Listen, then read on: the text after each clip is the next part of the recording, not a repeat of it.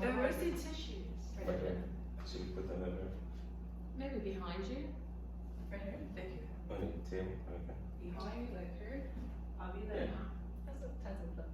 Or you can put it behind you on the couch. So like people's just supposed to grab behind me like, oh, I'm crying. I mean,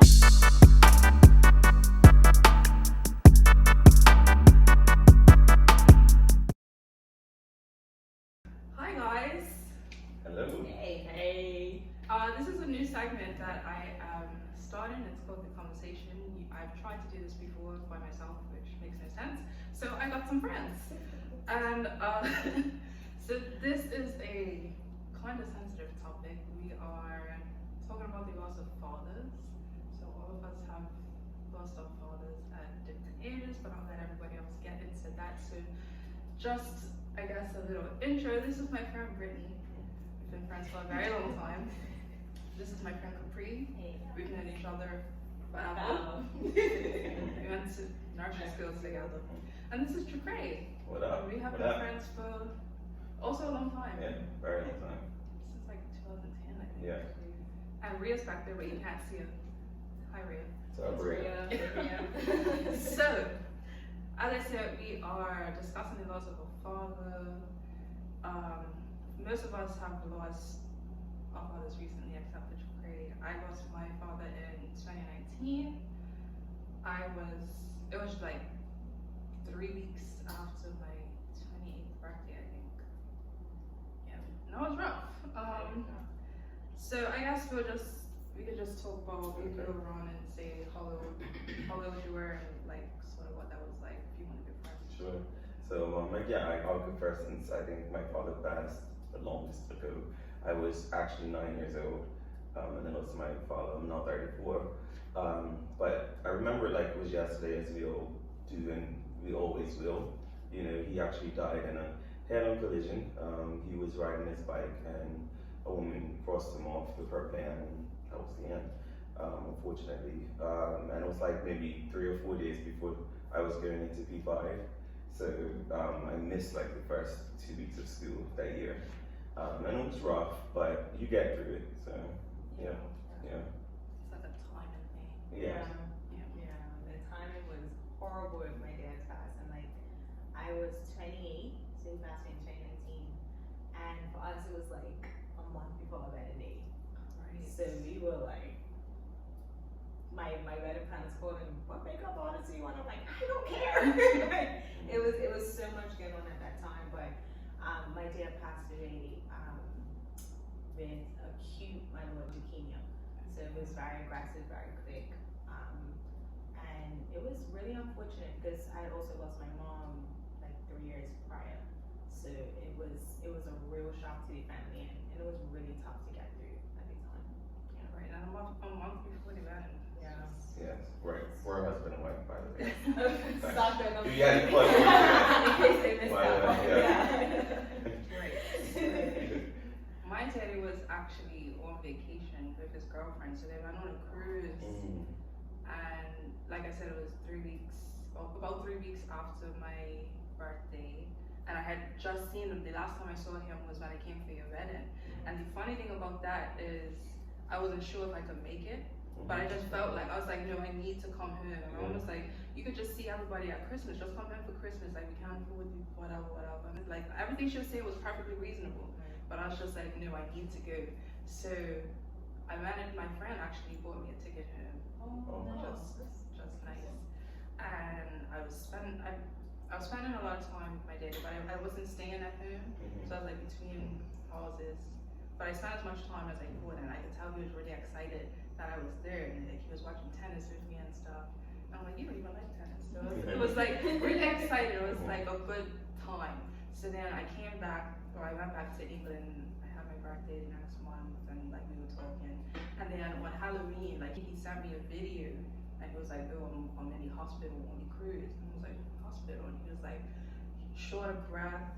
And it's like, they got me in here in this hospital, but he was still making jokes. He's like a real funny guy. Yeah. And I could tell, like, he was making jokes and being normal, but like something about it, I was like, what if this is the last video like of himself that he sends me? And I could tell he was being very intentional about talking to me every day. And then the week after that, he was gone. Wow. And I was like, yeah, because he had asthma, so he died of an asthma attack. And the thing is, we knew he had asthma, but he didn't take his inhaler because it never bothered him. And I think the inhaler that he had already expired. So he was like, oh, I don't need that, because he never used it. So the week after he sent me that video, they were out on an excursion, and he couldn't like catch his breath, so they took him to the hospital, and he had a heart attack. And that was it. And I didn't know, I was at work. I just started a new job actually. So this was like 2 months into my 3-month probation. And I got home, and I just happened to go on Facebook, which I don't do. And I had a message from my nan, and she was like, oh, your daddy had an asthma attack, and they had to take him off the cruise. They took him to a hospital. And she was like, she didn't know what was going on either. She lives in Tennessee. They were in Mexico and I'm in England. Jeez. So like I sent him a message, and it only had 1 tick, and I was like, what's happening? So I messaged his girlfriend, and then she called me, and I was like, no. And it was like, we just sat on the phone and cried for like half an hour. And like she was out there, like this was 3 days before they were meant to go back home. Wow. And I was like, he was joking with me and stuff, and I was like, I know you're not okay. I know you're just trying to like, it was weird. And I was like, holding on, I was like, he seems fine. I just knew as long as they just make it to get back home, it'll be okay. And it just didn't make it. It was devastating. And then it's like, I had to go to work the next day, because like I said, I was on my 3-month probation. So if I just stayed home, I wouldn't have got paid. So I went to work. And it was a good distraction, because I was out in England, I didn't have any family. So I was like, well, what am I gonna do? Like, it's either go to work and keep myself busy, or stay home and cry. So I got to work, I told my boss, and she was just like, oh my god. Fortunately, I have vacation scheduled for December, so I just moved that up to November, and then we got compassionate leave, so I was able to come back for 2 weeks for the funeral. And it was like a hassle getting the body back. And it was Always, and it was very like, it was a lot. Me, I was, I think 27. It happened in April, so I just recently turned 27. It was sudden. He was sick, but he wasn't that sick to me. He had been in and out of the hospital every now and then. He had heart issues. Then, yeah, he was sick. I had went away to a friend's wedding, actually. His wedding was all and I had planned when I came back, I was going to share the pictures, not to tell him about it, cool, but I just hadn't got to yet. I was going to. Cool. Hadn't seen it yet. So this was like, I went for the wedding February 28th. I came back, did my thing, lived my life. Texted maybe 1 or 2 times to check on, like, what's up. And then I was out with my boyfriend, not fiance. We used to go down to Wharf for Friday nights, and we used to hang out at the bar. We were hanging out, we were just talking. Great conversation. I decided to check my phone, and I don't usually have my phone on loud. I didn't used to. And I checked it, and I was like, my cousin was calling me. I was like, she had called me a million times. She's like, my voice is calling me. What could it be? No, nothing. Like, she's like, I have some things to tell you. I'm like, okay. She's like, your dad passed. I'm like, wow. And it's weird because I think, we'll get to this, I guess, in a different part of it, but the acceptance for me happened right there and there. Okay. Really? It was, it's weird to explain, and I was just like, okay, like, and I was just like, at first I was just like, this isn't a dream, right? This isn't, like, you aren't lying to me, I know you're not, but this is There's such a shock, like, there's a strange words to process, like, as a whole. It's like when my granny died, I was there, so I was like, okay, she's born. But like, her and your dad passed, I'm like, no. Right. You're like, no, that's not. But at the same time, when you're saying no, you know. You're like, okay. Right. And it's pathetic, because the same thing happened for me. Like, I don't even think I've ever told anyone this, well, besides Shakri.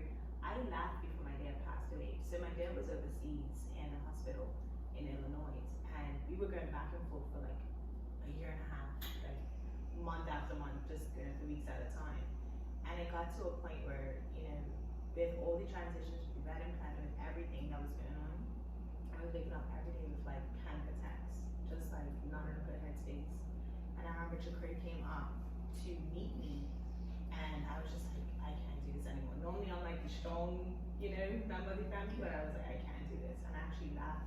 I made peace with him, like I talked to him, all of that, and I laughed, came home, and was it that night? Or was it the next day? It was the next day. It was the next day. Where it was like, let's go to see Black Panther. I'm sure you are. Lion King? Oh yes, it was. It was Lion King. And now that if I tell these stories to anybody, they would probably be like, he was at the news when he passed away. But I guess how everything happened, we were in the music, got past the intro, and I was just on standby with my sisters because they were still overseas. And I got a call, and I'm like, sure, I think this is the call. And I ran out of the theater, and they had told me the news, and I was just like, okay. I didn't cry. Maybe I didn't have to cry, but it was that same, like, this is what it is, and I'm gonna have to be okay with it. I'm not okay right now, but I'm gonna have to be okay with it. Just hear somebody else say that. Yeah, I'm just like, yeah. Well, I probably didn't go into enough detail on the actual day, like of how that part happened, but we were actually, I think we were all getting last minute school supplies, and I was with my mom, and she had me back of her bike, like I said, I was 9, and she gets a phone call from Island Construction, that's where my dad used to work, from the secretary there, and she was like, Tracy, you have to go to the hospital. Apparently Craig got into a really bad accident. So my dad's been in accidents before, so my mom was like, okay, cool, get there when I get there, kind of thing. And so we took our time. I remember we went to KFC, everything, and then she got another phone call. She's like, no, you really need to go right now. She's like, okay. So it went from, we was thinking, okay, he probably broke her arm or something like that, to now like, okay, maybe it's a bit more serious. So we get to the hospital, and this part gets a little sketchy in my head, but I remember it being as like, we got there, and we're asking for Craig Astwood, and like the ladies, like it was like, we heard to see Craig Astwood, just going in the system, like, and taking forever to find it. And so I'm young, I didn't think nothing of it. But then I think there was a moment where she was like, oh, okay, hold on one sec. And that's where I was like, okay, what's going on? You know what I mean? I think my mom too was like, and then so I think from there it was like, okay, maybe it was really serious, he's in ICU, something like that, and they have to like prepare us for his condition or whatever. And she was like, okay, just step into this room. It was like a room somewhere over this side. And she was like, doctor will come and see you. So that's when it's just her and I. We're in this room, had maybe 3 or 4 chairs, and we're just waiting. And the doctor comes in. I can't remember what he looks like, but I just remember he just came in, put up a chair, he looks to my mom. He was like, Mrs. Astwood, I'm sorry to let you know that your husband just died in a head-on collision. And that was it. And then we looked at each other like this for about 5 seconds, and then just screamed. It was just, and next thing I knew, the room was flooded. Pastors, family, everybody was just in there. It was just from her and I to like everybody. And I can't remember when they got there, and then it got really emotional for some of my cousins, like some of his first cousins. Like one guy came in, one of my first cousins, and he's a hothead anyway. So he walked in. I guess he probably saw me. And probably just like, wait, where's Craig? Where's my cousin? And they told him, and then he took his helmet and threw it against the wall, and it was just, which makes it even more emotional and more dramatic. And then, and it just got really I was out of it probably for the rest of the day. And then, then the school counselor comes to my house later on that night, and it's just a lot. And you're trying to go to bed. You're like, actually, I just want to go to sleep. Like, I just want to go to sleep to try to just rest it. But so that was like the initial encounter of very dramatic. Because I saw him that one, bye baby, see you later, and then the next thing, that's the end. Right, and that's the end. Like I said, my dad was on vacation, so he was like, I knew he was being intentional. It was like word for me. It was like foreshadowing. Right. So like in the back of my mind, I was like, I know what you're doing. And then later, my nana told me that he told her he didn't think he was gonna make it home. Wow. And then his girlfriend, she was sad because she was like, we were all there making plans, like talking about growing old together. He never said that to me. And he didn't say it to me either, but I knew what he was doing. And like he's just sending me pictures like, oh, look at this lizard I saw. Like, just like stuff's normal cracking jokes. And then like for my, I guess for like acceptance I have accepted the fact that I'm never gonna accept it. I've lived in denial and think about it too much. Like I'm not able to look at pictures, like, cause that is a weird thing. Like I can reconcile that you no longer exist if you live to a certain age. My dad's 50th birthday was just last week Sunday. Wow. He was 48 when he died. Like you're too young. Like I look at pictures and I was like, how do you cease to exist? Like that's just weird. It makes no sense. Like it's crazy for me. I think we had a pretty good relationship. Did everybody have a good relationship with the father? Like It was good. It was okay. I mean, fun 9-year-old. Yeah, it was okay. And that's the thing. I didn't get to really, see the point, like he was going. As soon as I opened my eyes, he was going. Felt like, But for what it was worth, I love my father. Could he have done things better? Most definitely. But at the end of the day, that's it. And that's life. That's humans in general. Exactly. Everybody's just doing the best. Maybe, I don't know. I try to think about where we were at the time, and there's still a lot happening. Like my parents got divorced years before that. It was just a lot, honestly. So it was just getting used to that, getting used to the adult relationship that you have with your parents. Yes. But trying to navigate that as you move into that period. I don't think we ever got there. And I have it with my mom now, but it's weird that I don't have it with him. And I think of we probably could have a relationship. Yeah. It's so true. It's so, and I love how you mentioned the adult relationship because it's completely different. Yeah. You have to really you have to allow them to see you as a mature adult and making your decisions, and they're still there, but they're not there. And I was in that space too. Like my dad and I, my dad was like a man's man, so he worked, far from our family, blah, blah, blah, but he wasn't big on the intimate stuff, and so he was a good man, like in the community and all of that, but in the home, he was just a father. Like, that's what I say, it's the rules, this something's good. But having 3 girls, you have to bring that compassion, you have to bring that gentleness.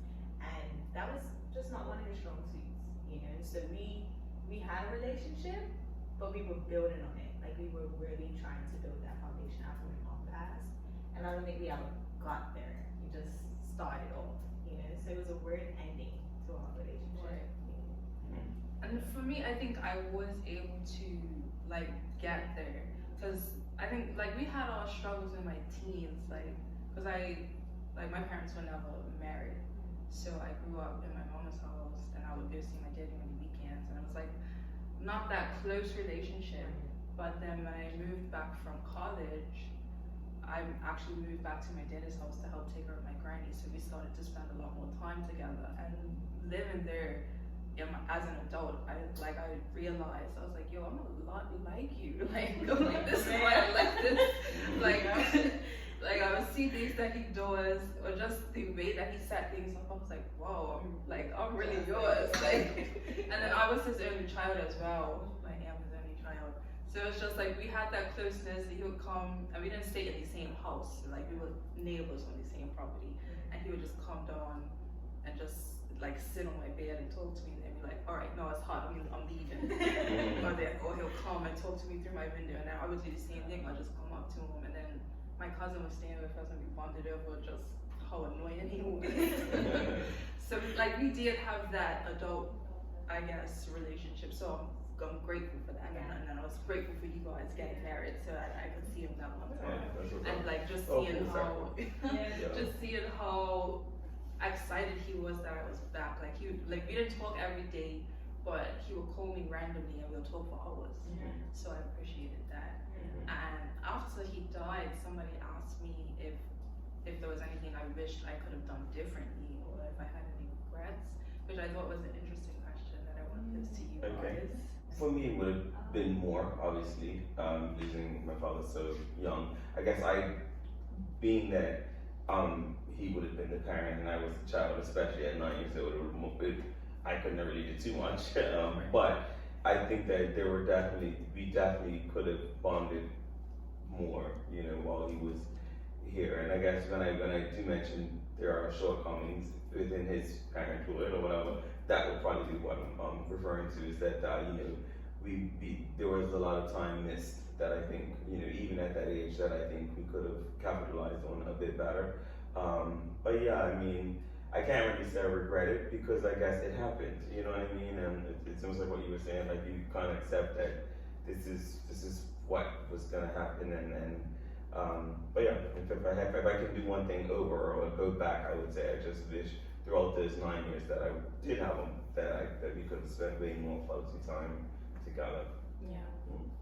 I'd probably say the same. I think I would focus less on my dad being a father and more of him as a person. Like I would probably try to develop our relationship based on that.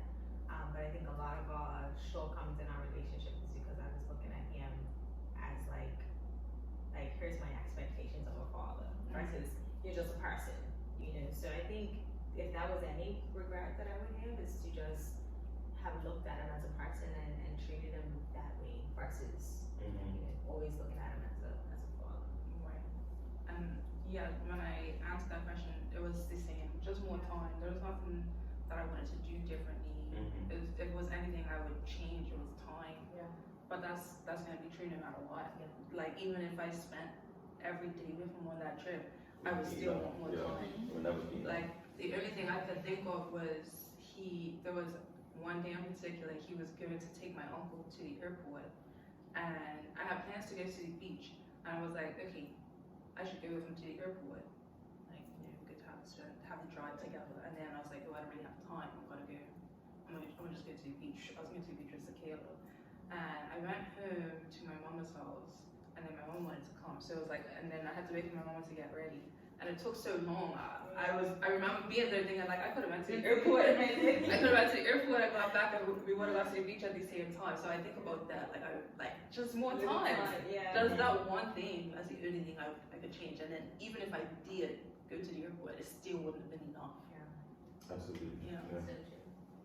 Yeah, I think I agree with the time thing. Also, I think I would have made use of the time that I did, and I definitely don't think I did. Okay. The last few years, we weren't close, but we weren't that distant. But I feel like I definitely could have put in a lot more work. I could have put in work. I could have put in the effort. I could have got to see him more. Like I could have spent so much time with him that I did not spend. My fiance only met him once, and we were together for about 2 years. Right. So why didn't I put more time to that? Right. Or just making use of that time because the time was there. And I don't even think I sent him a picture of me in the wedding, and he died 16 days later. Wow. And I never just got around to it. Yeah. Also the week of or the week before, I did some baking. My dad, he baked. He loved baking, and so I baked some scones. And they actually came out okay, but they weren't the best. So I was like, I don't even sure I'm gonna save them. Wow. It's okay. And then that next weekend, I was like, you know what? Next weekend, I'm making lemon meringue pie because he loved it.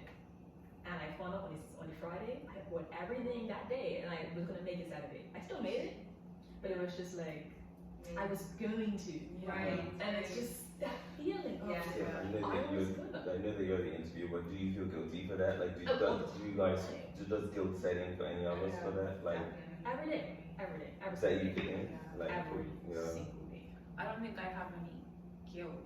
yeah. It's just I have a feeling like that because my daddy loved gardening. So we had a lot of yard, and he was always in the garden, and he was excited. So like he was excited about all his plants. He would always tell me, "Oh, I got this." Like, anytime he went away, he was looking for seeds. Like, "Oh, I got this seed," and like, "I got this one." Yeah, like, I got this one. And he was so proud of his garden, and then like, he got worms and stuff for the soil. Yeah, he was deep into it. He started composting and stuff, and he was excited. He would show me all this stuff. It's like, look, I got worms. So in the video, it's got his hand with the worms, and I was like, oh, this is disgusting. It was like, what? Look at the worms. I was so excited about him, and I remember before I came back for you guys, and I was like, I'm gonna get him to show me how to do gardening and stuff. I was like, I would be out there. My dad does it. He does it. I don't know nothing about this stuff. I always used to think about, I was like, what am I gonna do when my daddy dies?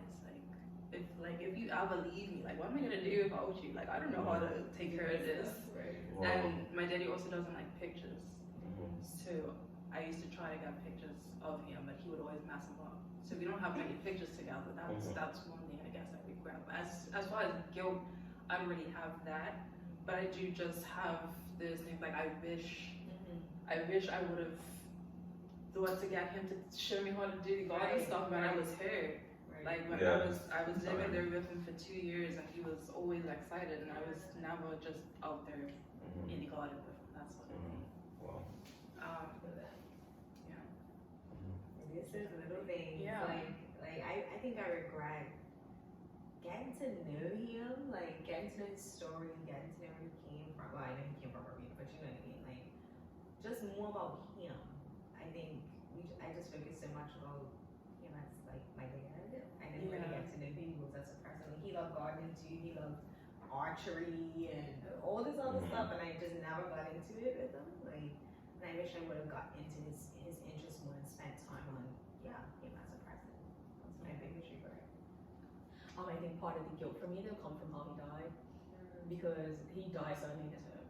Oh wow. And I think that's a bigger source of it. Like, you know, I don't want to say you picture this happening to your parents. I guess you think, you know, if you're going to lose your parent, you're going to have to go to the hospital and say goodbye. I don't know, it sounds like a silly thing. No, You You expect your parents, you expect them to grow old, you know? So like when my granny died, she was 98, and we saw it happening.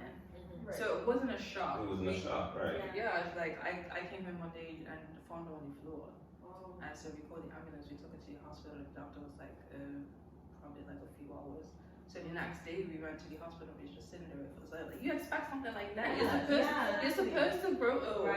And I'm supposed to, you know, set everything up. Like there's a timeline for this. Exactly.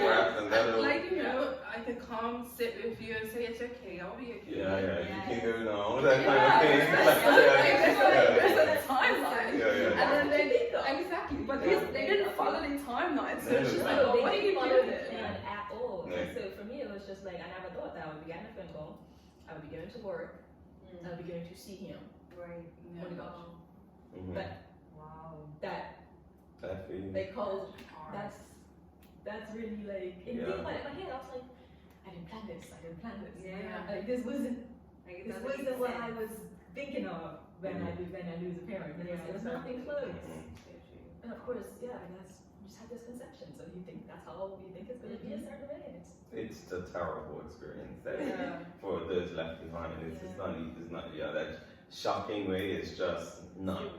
It's just not thinking in a million years that may be wrong. And so, but, you know, like in my father's case, he was perfectly healthy. It was nothing to do with that. It was an accident, you know. So it was just in a split second, you know. I'm like, man, if he was just right, if he would have left wherever he was going, maybe a minute before he would have missed that. You know, you always think of stuff like that. Like, what's the chances that lady would decide to cross the street because what was happening? He was on the right of way, and I guess she was turning and thought that she could make the turn before he came, and she didn't make the turn. She hit into him. So I'm like, what if she would have just got there right a couple of seconds later or earlier? Like, he would have still been there. So many, like, for me, I'm like, what if he actually thought, oh, let me take this asthma pump? Right.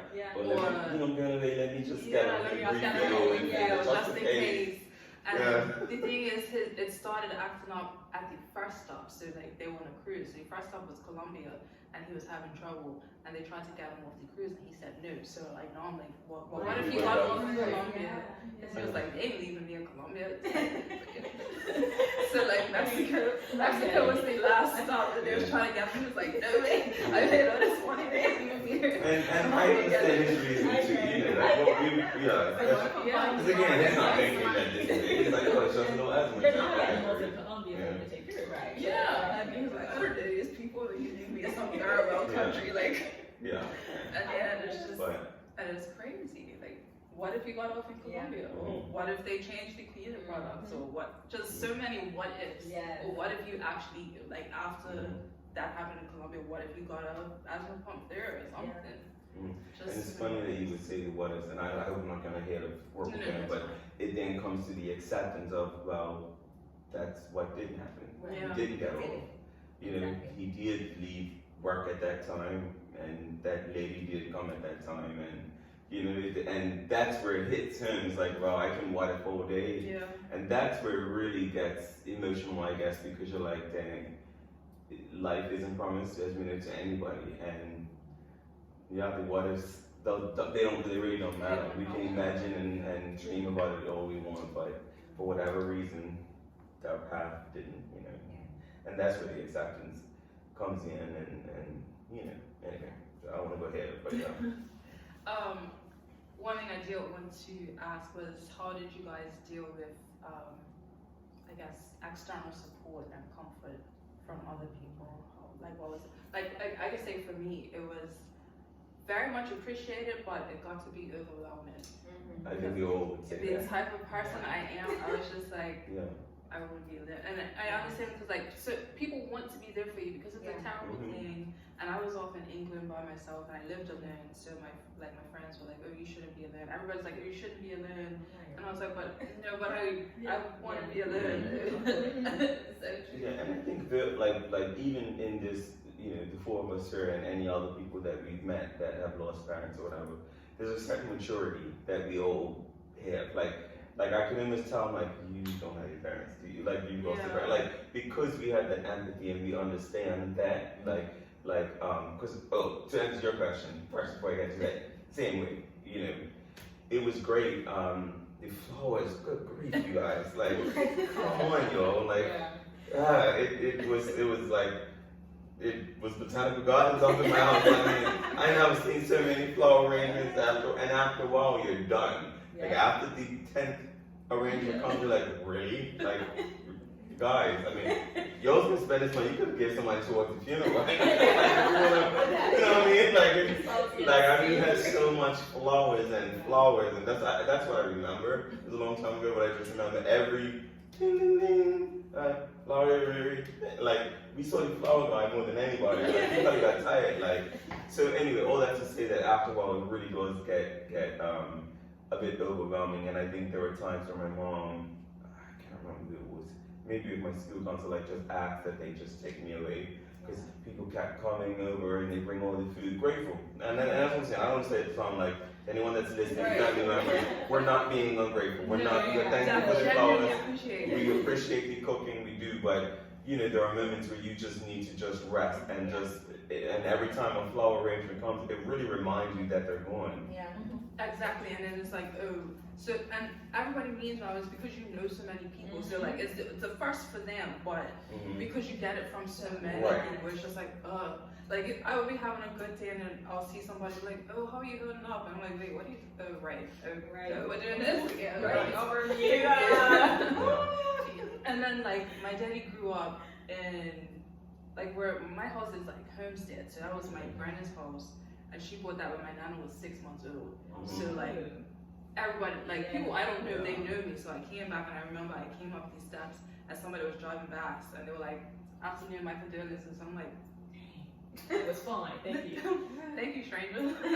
Right. That's but like, right, like grateful, but just it was a lot. It was a lot. Have you guys experienced this? Like, I noticed it with both my parents. It's like when they pass, when a parent passes away, you kind of like unconsciously take on their friends, or their friends kind of.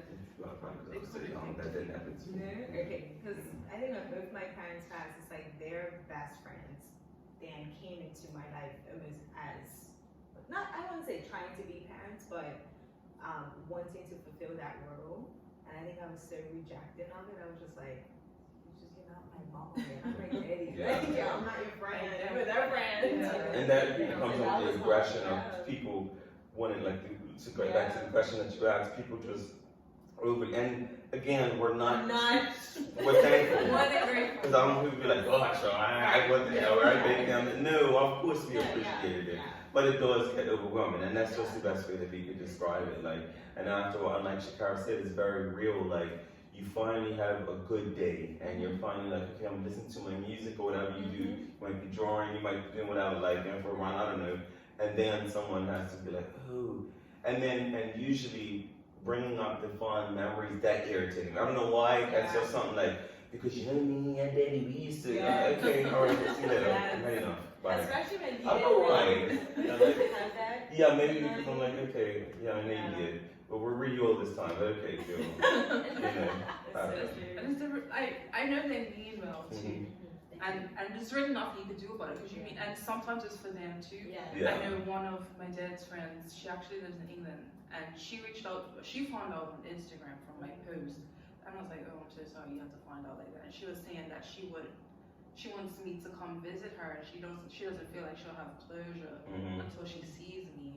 And like I was like, I don't know her that well, but I know her. Like I went to school with her brother, like primary school, and I was like, oh yeah, that would be nice. I haven't been able to do it because of COVID, but I think it's good for us to remember that they knew them too. So like, what I learned from, I guess, my dad's funeral was one, he knew a lot of people, and a lot of people liked him.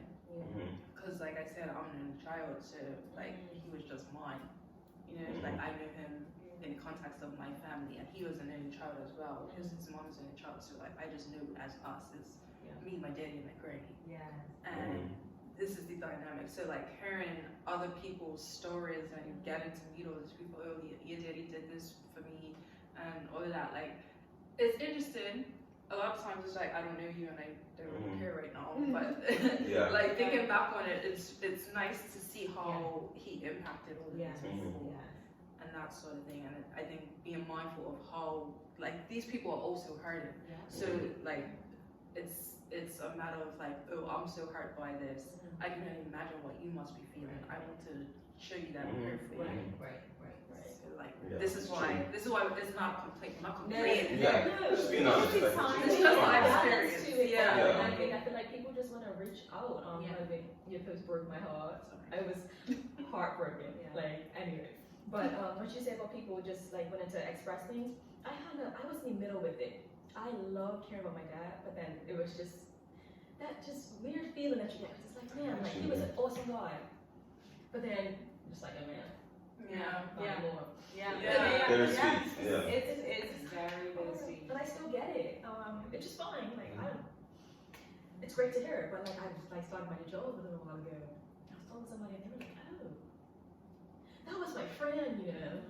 And I was like, you know, I'm already emo. It's my first day on a new job. But it was still pleasant to hear. But I was still a little off for the next half an hour. Because I was like, okay. It does, Unless you've been through it, you probably won't understand what we're saying, but we get it. It's one of those things. I think it's hard in Bermuda too to just, I don't want to say get over it or to come to terms with it, but it is like it's such a small community. Everywhere you go, you see someone that knew your dad. You know what I mean, or knew something about your dad. So for me, that was hard because I'm like, okay, trying to get my head in the game, trying to get back to work, you know, or whatever. I'm just trying to go to the grocery store, you know, and then you meet someone, and you know, in one instance, like you said, it's nice to hear their stories, and you smile, because you're like, wow, they were such a great person. But the flip side, I'm like, I just came in there for oranges, like, why am I even crying, you know? So it made me, I don't know about you guys, but it made me more just compassionate on how I deal with other people in some degree. I do not message people the first day. A week later, hey, just check on me. You know what I mean? Don't ask anything of them, don't demand anything of anyone. Don't ask to be served or catered to or dropped home or like all those kinds of things really make a difference, you know. I think it's a matter of just remembering that there's still people, so you just be normal. Because it's the same. It was the same for me. I was like if I heard that, I think somebody that I knew lost a parent shortly after me, and it was a Facebook post, so I did reach out, and I was just like I get it sort of thing. But if it's somebody I knew, like I always remember how I felt and what I wanted. So I think of that and like, so I like you. I'm not gonna come right away and be like first day, first week or anything. Like just take time to process. Or if I do, it's a simple message like a heart of like, you know, I got you.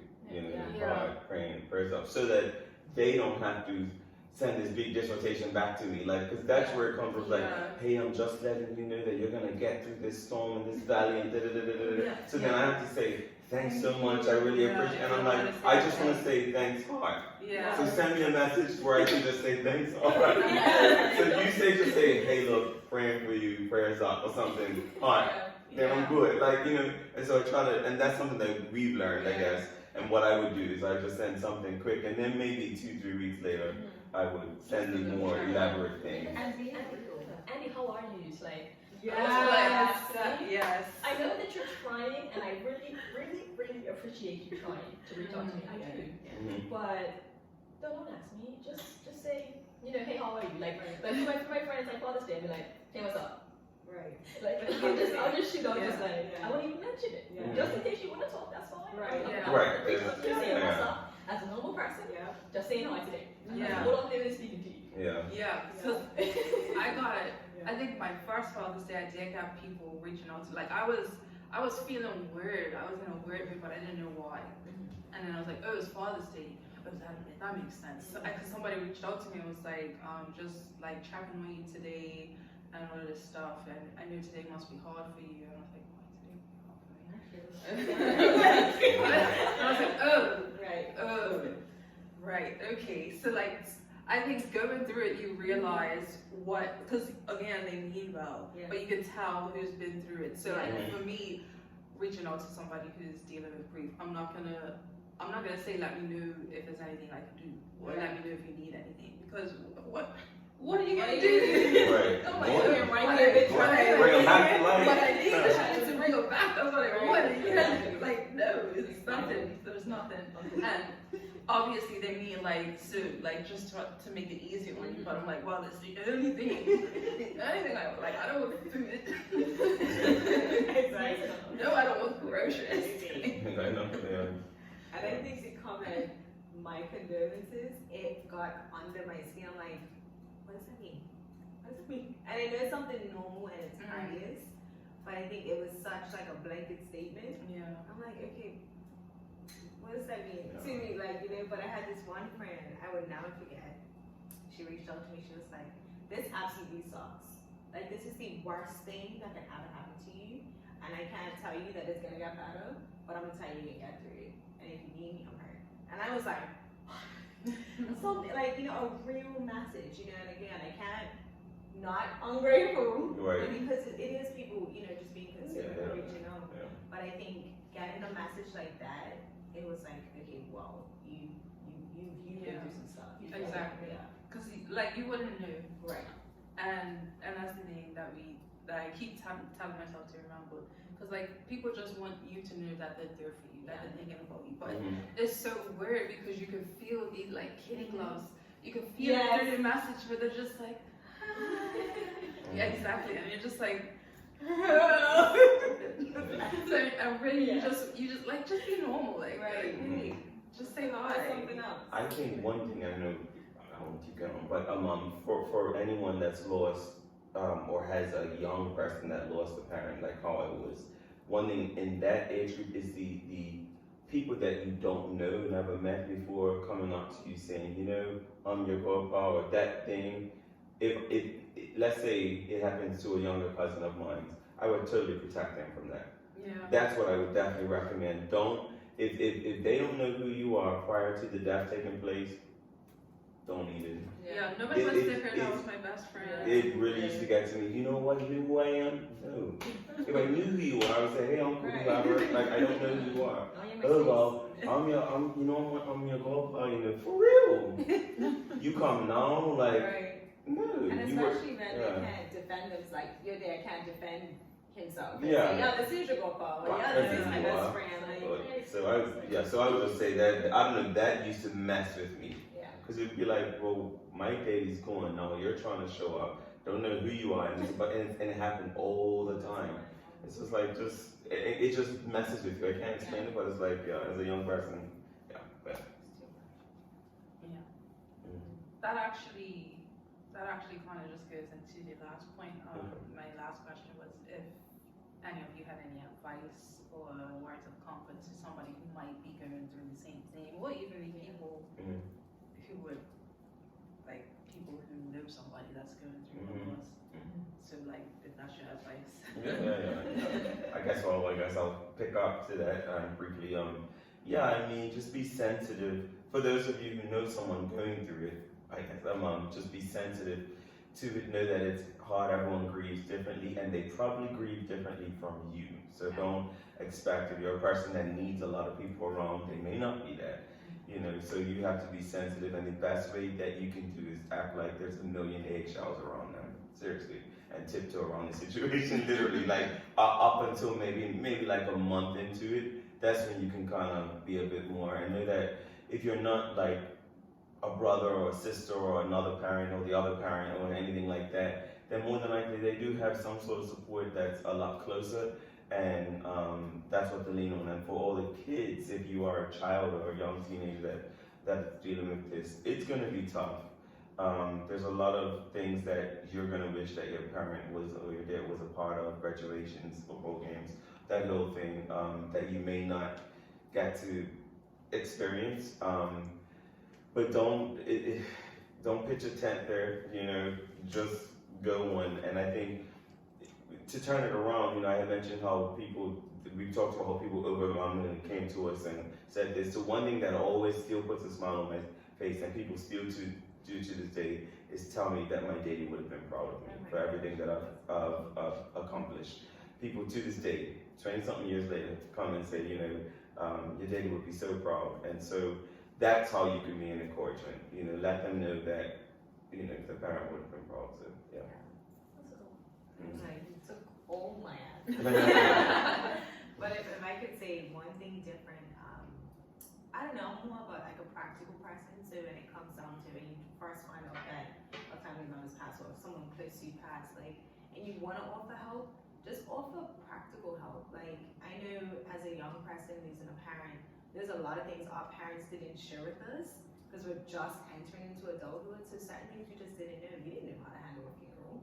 We didn't know how to bring a body back from the States. Like, but if you know things like that, share that information. It just makes the process that much easier.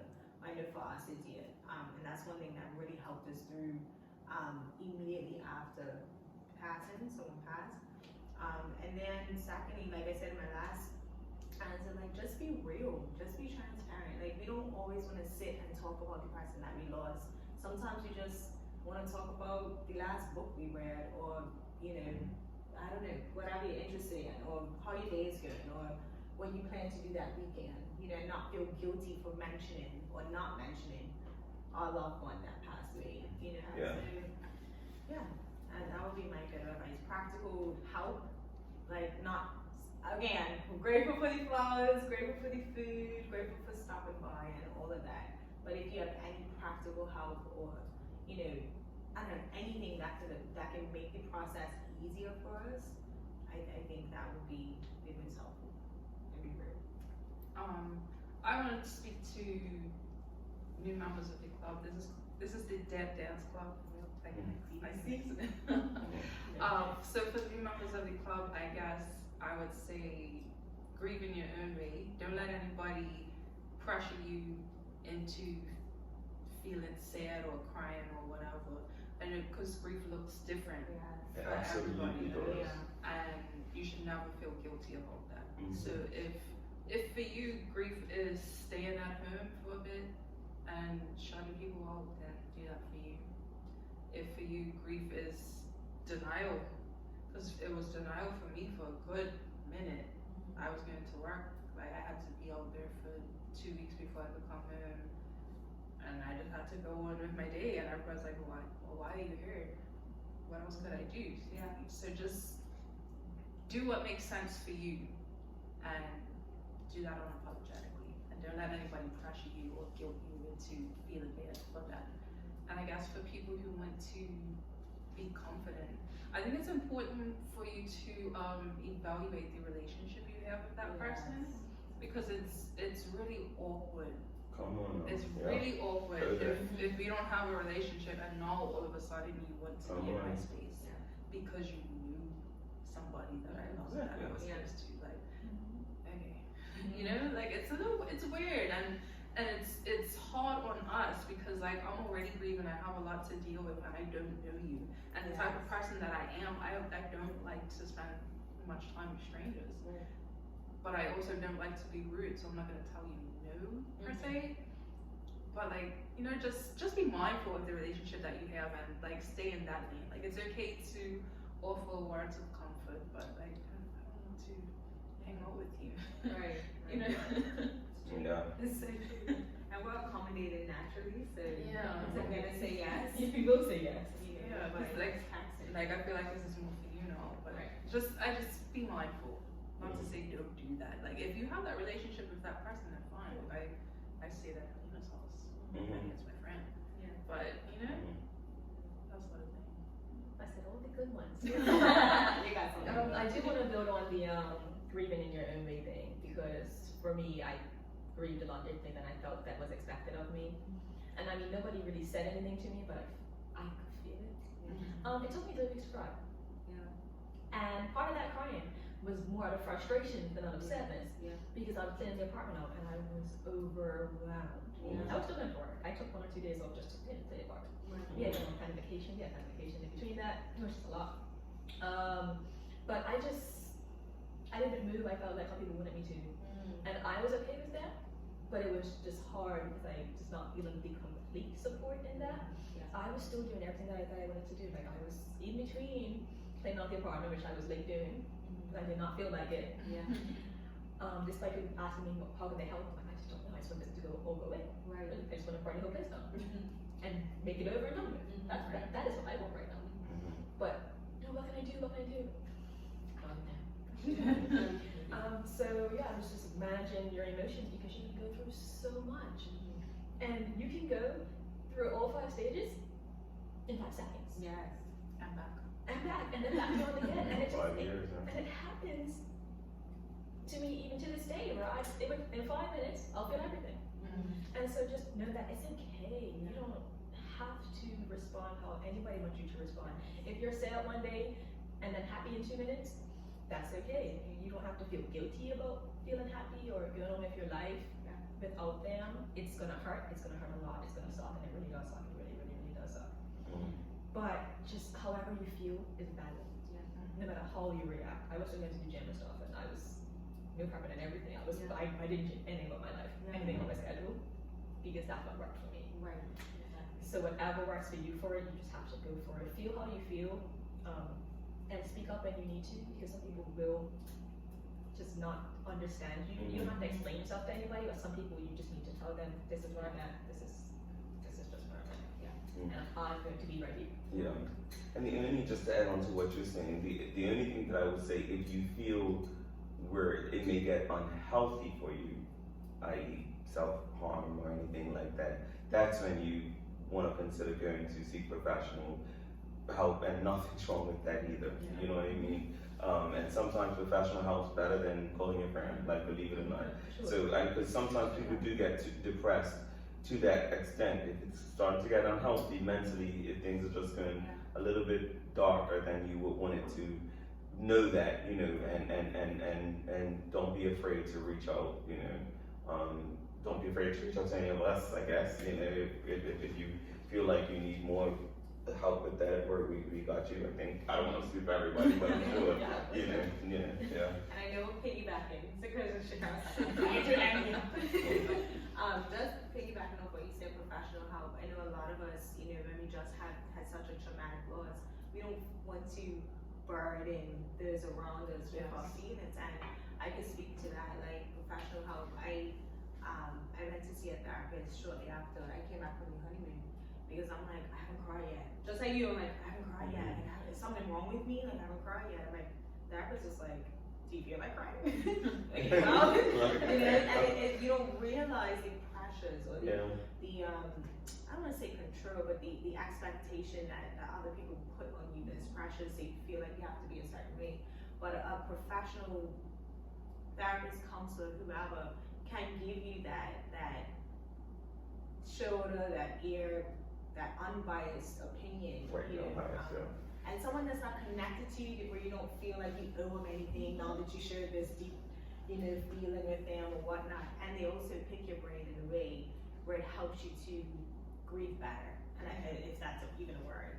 That's what you don't feel like they feel pressure to comfort you. Yes. They give you the freedom to. They're just yeah.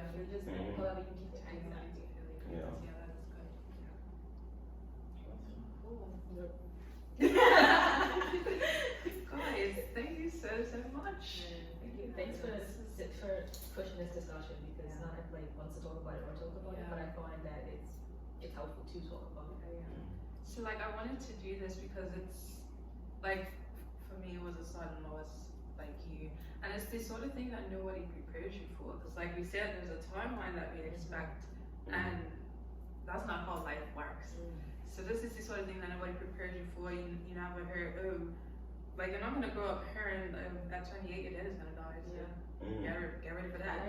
You know, so like I just wanted to get us together and like just share our different experiences for anybody who may be watching, anybody who may stumble across this, who may be going through the same thing, like just to have that support and just for people to know that you're never alone. Like we've all been through it, and like they say over here, like not volunteering anybody either. If you know this and if you feel like you're going through something similar and you want some advice or just some comfort from somebody who's been through it, then reach out to one of us. Thank you guys so much for watching. Thank you If guys. you like the video, make sure you give it a thumbs up, leave a comment below, and subscribe to my channel. Thank you.